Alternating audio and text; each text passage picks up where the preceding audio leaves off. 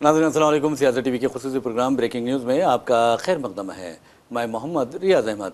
नाज़रीन, आप अच्छी तरह जानते हैं कि हम आपको न सिर्फ मकामी ख़बरों से वाकिफ़ करवाते हैं बल्कि इलाक़ाई खबरों के साथ साथ कौमी और बैनुल-अक़वामी खबरों से भी वाकिफ़ करवाते हैं। तो पहली खबर जो अगर ब्रेकिंग न्यूज़ की बात करते हैं तो आप अंदाज़ा कर सकते हैं कि किस तरह कल आपने देखा सुबह 8:45 पर एनसीपी लीडर और महाराष्ट्र के deputy chief minister Ajit Pawar का तैयारा हादसे का शिकार हो गया था। यानी वो जिस हेलीकॉप्टर में सवार थे मुंबई से रवाना हुए थे 8:10 पर और 8:45 पर वो तैयारा बारामती एयरपोर्ट के करीब गिर कर तबाह हो गया। तो बहरहाल हेलीकॉप्टर इस हादसे में अजीत पवार की मौत को लेकर कई शुकूक व शुबहात का इज़हार भी किया गया और ख़ास तौर पर ममता बनर्जी, डॉक्टर फारूक अब्दुल्ला के फर्जंद उमर अब्दुल्ला और अखिलेश यादव ने शुकूक व शुबहात का इज़हार करते हुए आला सतही तहक़ीक़ात का मुतालबा किया था। और जैसे ही हादसा हुआ उसके बाद ये शुकूक व शुबहात ज़ोर पकड़ने लगे कि कहीं ये कत्ल तो नहीं है। इस तरह की बातें भी मंजर आम पर आई, सवालात भी उठाए गए और आप देखेंगे कि उन सवालात पर शरद पवार का रद्द-ए-अमल भी आ गया है और कहा कि महज ये एक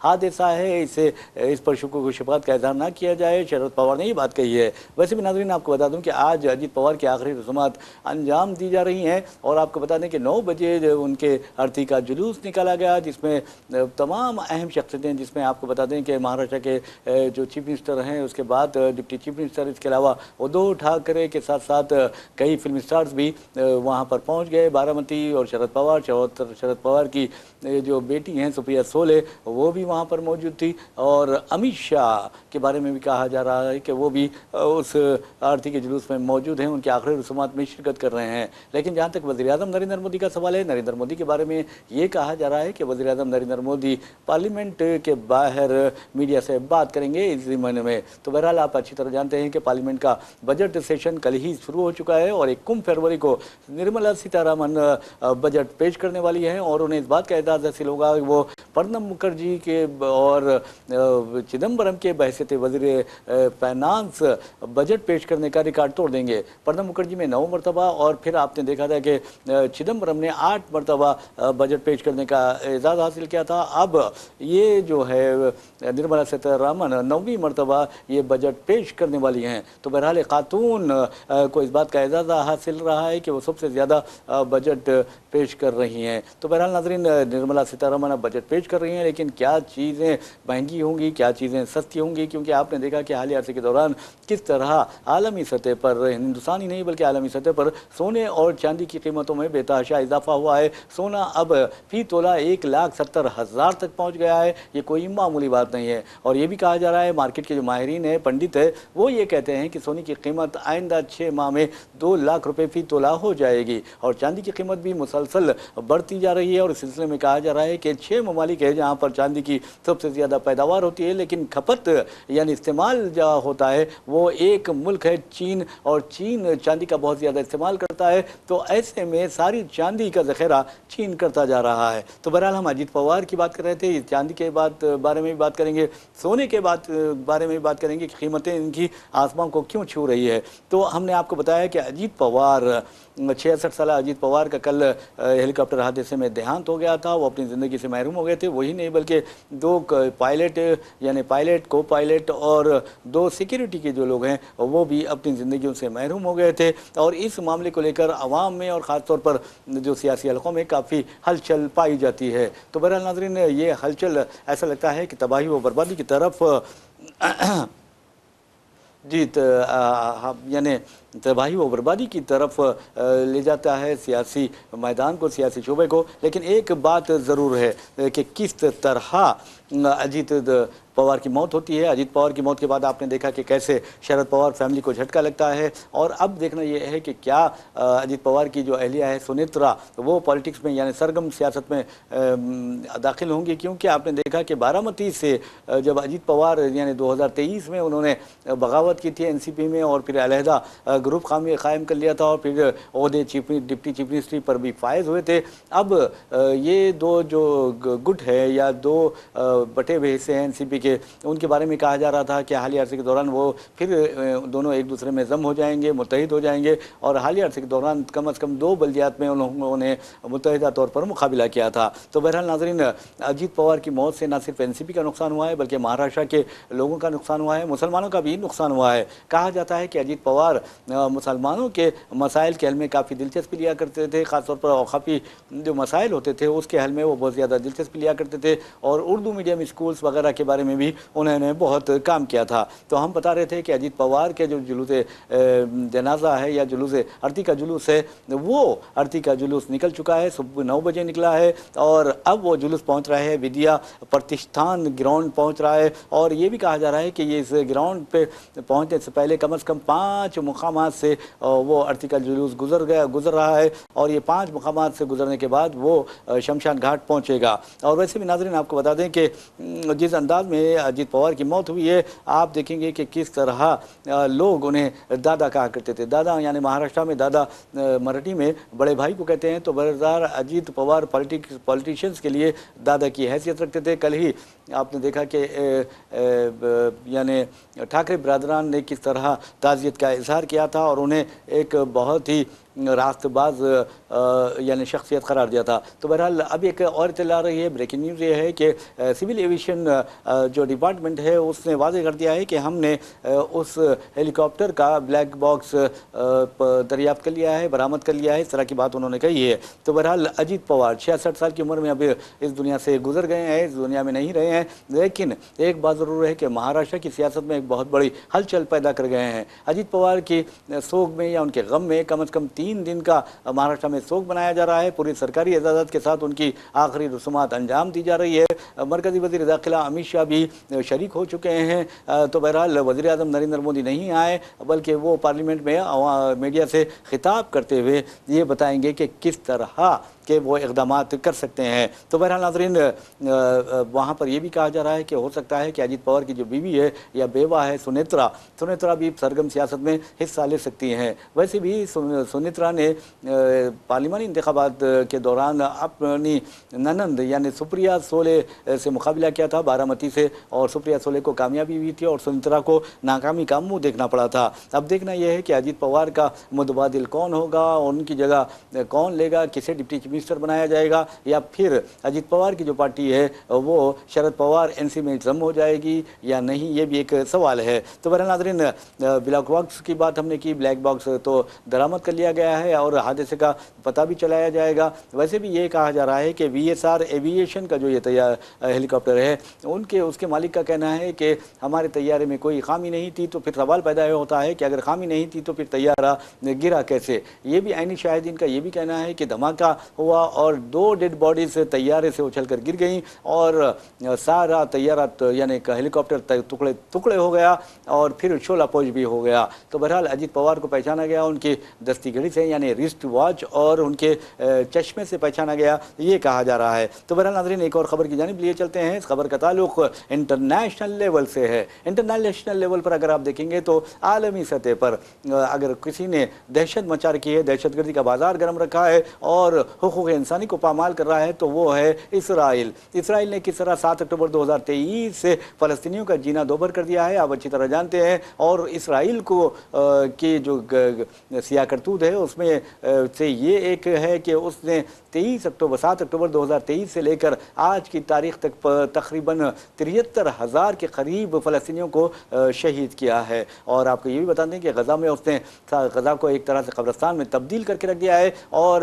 غزہ کے بعد آپ دیکھیں گے کہ کس طرح وہ اب ایران کے پیچھے پڑا ہوا ہے۔ ناظرین آپ اچھی طرح جانتے ہیں کہ غزہ کے بارے میں آج بھی یہی کہا جا رہا ہے کہ کم از کم 14,000 جو شہداء کی لاشیں ہیں وہ ملبے میں دبی ہوئی ہیں، اور غزہ کا جو ملبہ ہے کوئی عام ملبہ نہیں ہے، بلکہ کہا یہ جا رہا ہے کہ 61 ملین ٹن جو ہے وہ اس کا وزن ہے۔ تو آپ اندازہ کیجئے کہ اس کی صفائی کتنی مشکل ہوگی۔ لیکن امریکی صدر ڈونلڈ ٹرمپ نے ایک نیا منصوبہ پیش کیا ہے، اپنے جو 20 نکاتی جو اس نے مسئلے کا حل نکالنے کی کوشش کی ہے۔ اب غزہ کو ایک نیو غزہ میں تبدیل کر دیا جائے گا، اور وہاں پر بلند و بالا عمارتیں ہوں گی، بزنس پارکس ہوں گے، انڈسٹریل پارکس ہوں گے، اور وہاں پر عیاشی کا تمام سامان ہوگا، اور اس کے لیے بورڈ آف پیس بنایا گیا ہے، غزہ بورڈ آف پیس بنایا گیا ہے۔ اور امریکی صدر ڈونلڈ ٹرمپ کی جو جو بھی مخالفت کر رہا ہے اسے بورڈ آف پیس میں شامل نہیں کیا جا رہا ہے۔ اس بورڈ آف پیس میں بتا دوں کہ 66 سے زیادہ ممالک نے آپ نے دستخط بھی کر دیے ہیں، شمولیت کے لیے رضامندی کا اظہار بھی کیا ہے۔ پاکستان کے بشمول ہندوستان کو بھی مدعو کیا گیا ہے۔ پاکستان تو موجود تھا دستخط کے موقع پر، لیکن ہندوستان غیر حاضر رہا۔ اب دیکھنا یہ ہے کہ کیا ہندوستان نیتن یاہو کے اشاروں پر کام کر رہا ہے یا پھر اپنی مرضی سے کام کرتا ہے، کیونکہ نیتن یاہو اگر ناراض ہوتے ہیں تو پھر ہندوستان اس پیس بورڈ میں شامل نہیں ہوگا، مجھے ایسا لگتا ہے۔ تو بہرحال ناظرین آپ کو بتا دیں کہ فلسطین میں جس طرح کی تباہی و بربادی اسرائیل اور امریکہ نے مچائی ہے اس کی تاریخ میں مثال نہیں ملتی۔ آپ اندازہ کیجئے کہ 72,000 سے زائد لوگوں کا شہید ہونا، اور اس میں زیادہ تر جو بچے تھے اور معصوم بچے اور خواتین تھیں، تو آپ اندازہ کیجئے کہ کس طرح درندگی کا مظاہرہ اسرائیل نے کیا اور اسرائیل کی سرپرستی امریکہ نے کی۔ اس کے باوجود امریکہ نہ شرماتا ہے نہ گھبراتا ہے اور بڑی بے شرمی کے ساتھ عجیب و غریب باتیں بھی کرنے لگتا ہے۔ اس سلسلے میں ہم آپ کو بتا دیں کہ ڈونالڈ ٹرمپ نے دیکھ لیا کہ اب غزہ کا تو کام ہو گیا ہے، اب یہ کریں گے کہ مشرق وسطیٰ میں تباہی و بربادی مچائیں گے اور اس کے لیے ایران کو نشانہ بنایا جائے گا۔ ایران کے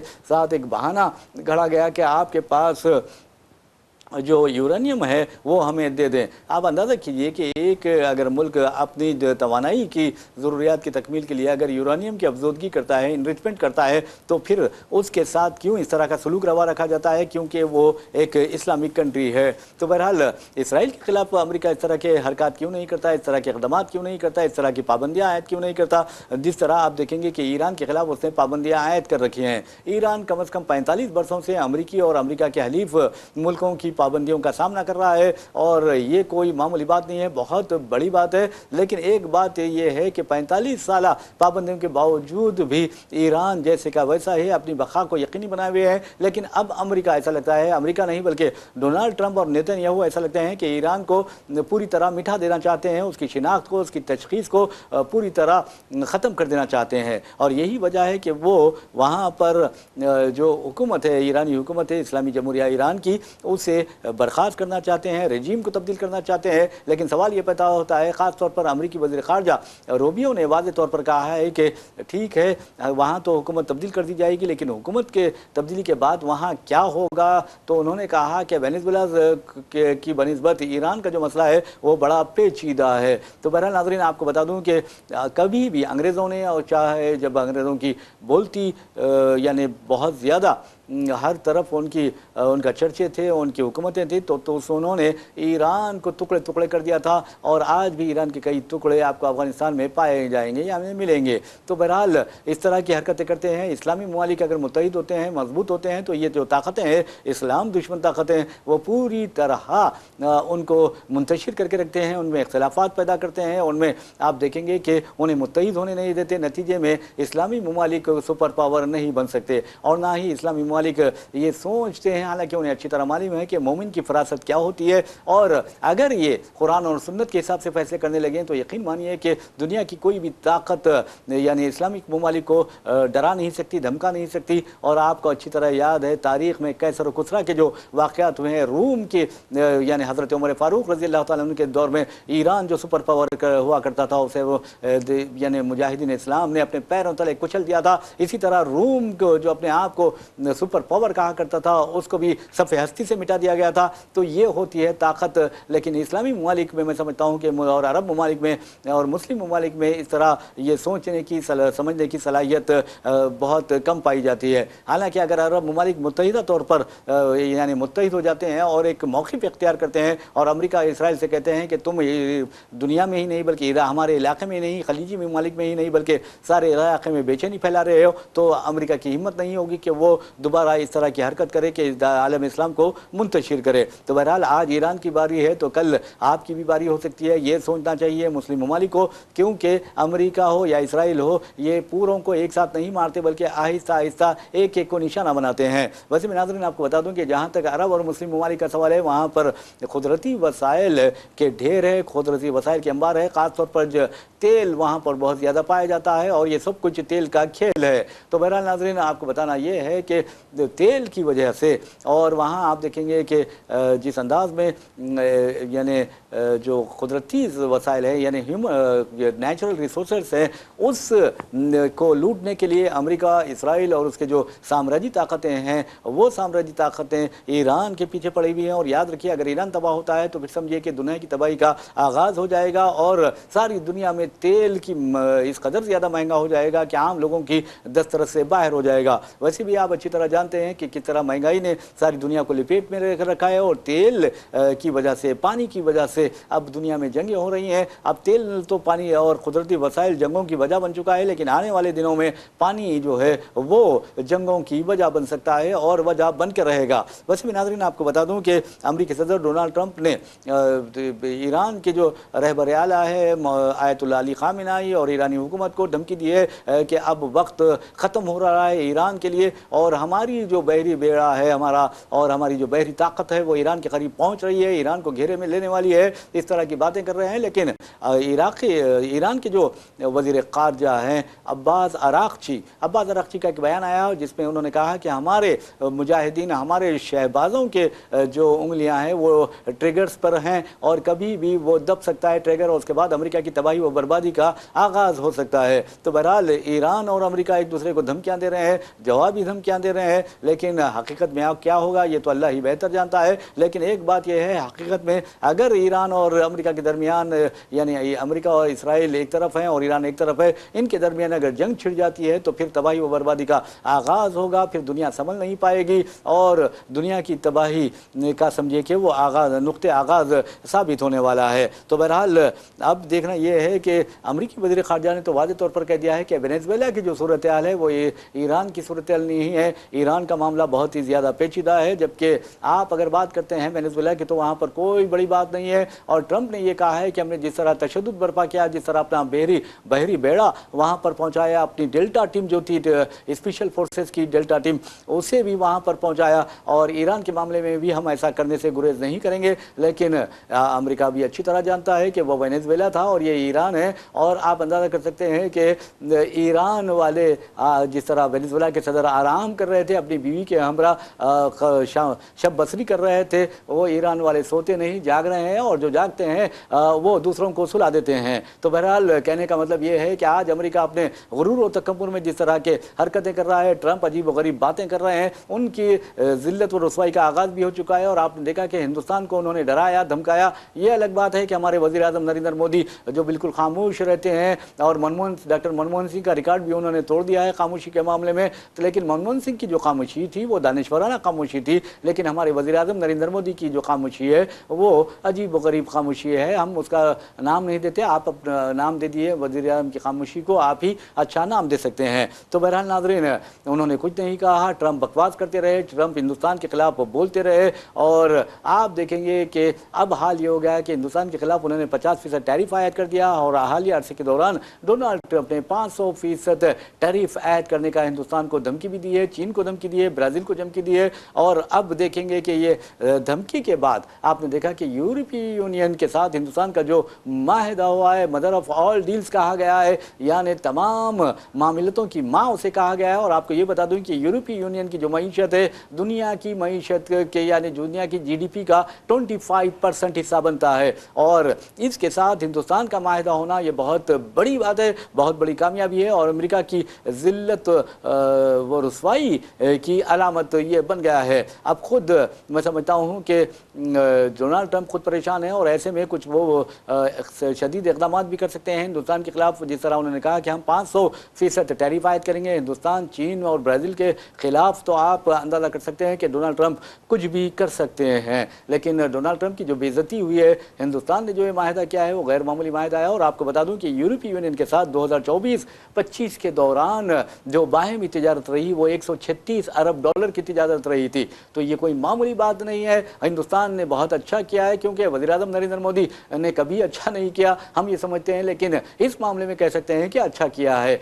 और जिन्होंने भी मशवरा दिया बहुत अच्छा मशवरा दिया है। वैसे भी वज़ीर आज़म नरेंद्र मोदी को कांग्रेस के जो साबिक़ वज़राए फ़िनांस हैं उनसे मुशावरत करनी चाहिए। कांग्रेस के जो साबिक़ वज़राए ख़ारजा है, जो साबिक़ सिफारतकार हैं, जो अपने अपने फ़न के माहिर हैं, अपने अपने फ़न के उस्ताद हैं, उनसे मशवरा करना चाहिए। आप मशवरा नहीं نہیں کرتے، اقدامات کر دیتے ہیں اور پھر ذلیل و خوار ہو کر رہ جاتے ہیں۔ تو بہرحال ناظرین آپ ذلیل ہو جائیے، لیکن یعنی وزیر اعظم نریندر مودی اگر ذلیل ہونا چاہتے تو ہو سکتے ہیں، لیکن ہندوستان کو ذلیل مت کیجیے، یہ اپوزیشن قائدین کہنے لگے ہیں۔ تو بہرحال ہم اپنی طرف سے کچھ نہیں کہتے، بلکہ اپوزیشن قائدین جو کہتے ہیں وہ آپ تک پہنچاتے ہیں۔ مثال کے طور پر اپوزیشن قائدین وزیر اعظم نریندر مودی جی کے بارے میں کیا کہتے ہیں؟ خود وزیر اعظم نے اعتراف کر لیا تھا کہ مجھے سب سے زیادہ گالیاں دی گئی ہیں۔ تو آپ ایسے کام کرتے کیوں ہیں جو گالیاں سننے کے قابل ہو؟ آپ ایسا کام کیجئے کہ لوگ آپ کی تعریف کریں اور کہیں کہ ایک واقع کیا وزیر اعظم ہے۔ آپ دیکھیے کرونا وائرس کی وبا پھٹ پڑتی ہے تو آپ بنا سوچے سمجھے اور بنا کسی سے مشورہ لیے یعنی آپ دیکھیں گے کہ لاک ڈاؤن کا نافذ کر دیتے ہیں، اور ہندوستان نے اس وقت دہلی میں ایک ایسا منظر دیکھا، یعنی لاک ڈاؤن کے نتیجے میں ہزاروں کی تعداد میں لوگ اپنے گاؤں جاتے جاتے اپنی زندگیوں سے محروم ہو گئے۔ کئی لوگ تو اپنے گھر پہنچ کر یعنی گھر بھی نہیں پہنچے تھے، یعنی اپنے گاؤں پہنچے تھے اور وہیں پر ان کا دیہانت ہو گیا، ان کی موت ہو گئی۔ تو یہ وزیر اعظم نریندر مودی غیر دانشمندانہ فیصلے نہ کریں، ٹرمپ کی طرح فیصلے نہ کریں، ٹرمپ کی طرح لب و لہجہ اختیار نہ کریں، بلکہ آپ دیکھیں گے پنڈت نہرو کی طرح لب و لہجہ اختیار کریں، پنڈت نہرو کی طرح اقدامات کریں۔ آپ وزیر اعظم نریندر مودی کو تقلید کرنی چاہیے راجیو گاندھی کی، جنہوں نے ہندوستان کو دیکھیں آپ کے سافٹ ویئر پاور میں تبدیل کر دیا، سائنس اور ٹیکنالوجی کے میدان میں سب سے آگے بڑھا دیا۔ آپ اگر تقلید کرتے ہیں وزیر اعظم نریندر مودی تو پھر انہیں تقلید کرنی چاہیے اندرا گاندھی کی۔ تو بہرحال آپ اندازہ کیجئے کہ کس طرح وہ دشمنوں کے خلاف ایک شیرنی کی طرح یعنی وار کیا کرتی تھی۔ اور آپ کو یہ بتا دیں کہ خاص طور پر اندرا گاندھی کی اگر بات کرتے ہیں تو اندرا گاندھی کا جو روب تھا، دبدبا تھا، اس کا اندازہ اس بات سے لگایا جا سکتا ہے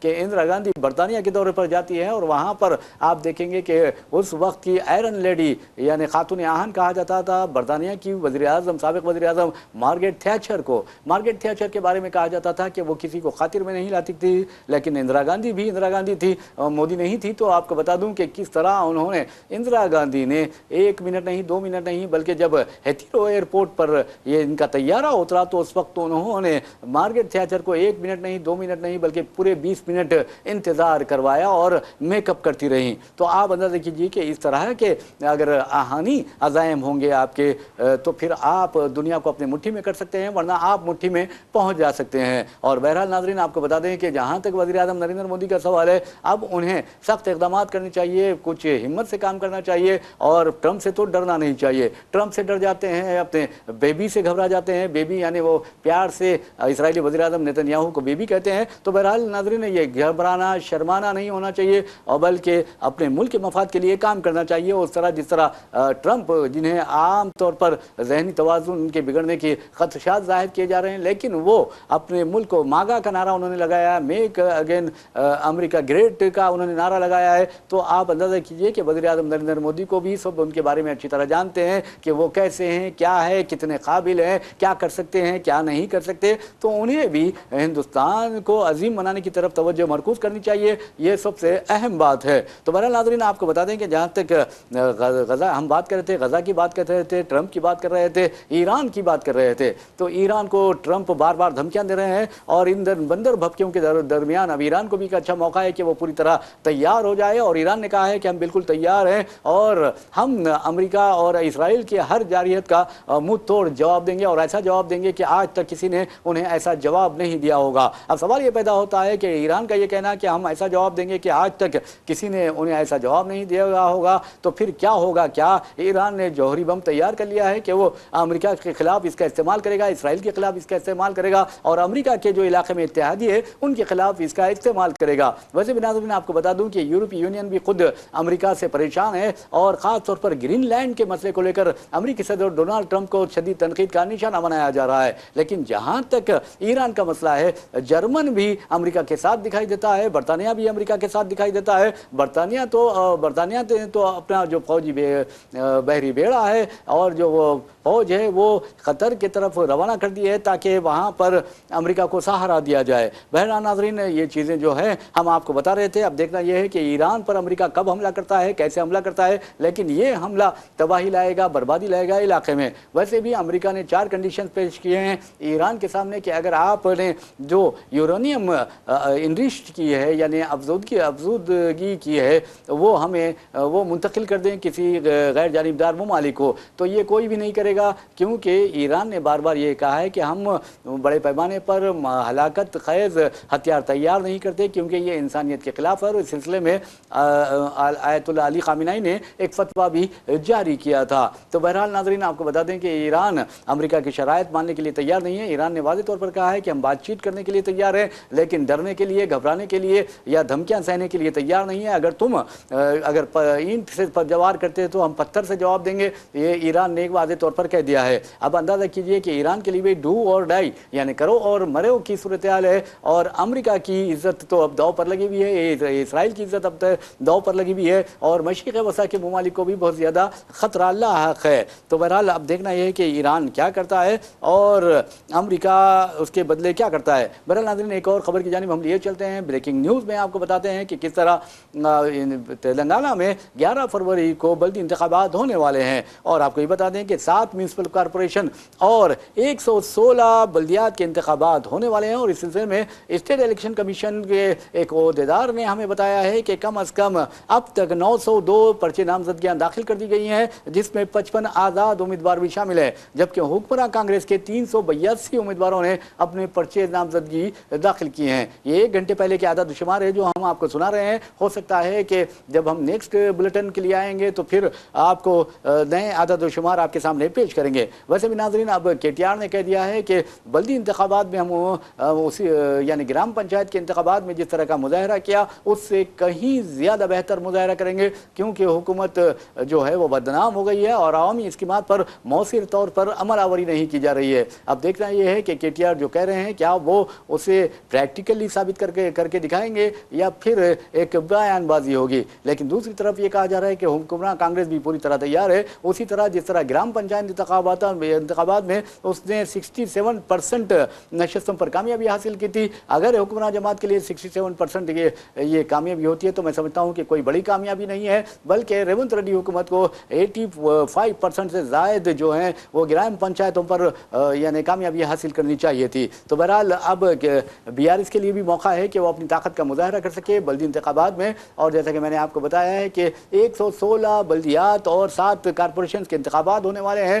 اور حیدرآباد میونسپل کارپوریشن اس میں شامل نہیں ہے۔ تو بہرحال اب دیکھنا یہ ہے کہ کانگریس اپنی برتری ثابت قائم رکھتی ہے یا پھر بی آر ایس اپنی طاقت کا غیر معمولی مظاہرہ کرتے ہوئے سیاسی پنڈتوں کو حیران کر دیتی ہے۔ وسیم ناظرین ایک بریکنگ نیوز اور ہے، اور اس کا تعلق امریکہ سے ہے۔ آپ کو بتا دیں کہ امریکہ میں برف باری کا سلسلہ جاری ہے، اور امریکہ کی 50 ریاستوں میں سے کئی ریاستیں برف کی تہ میں چھپ گئی ہیں۔ مثال کے طور پر آپ کو بتا دیں کہ خاص طور پر یہ خبریں آ رہی ہیں امریکہ سے، خاص طور پر مشرقی امریکہ میں درجہ حرارت جو ہے وہ نقطہ انجماد سے بھی نیچے گر گیا ہے۔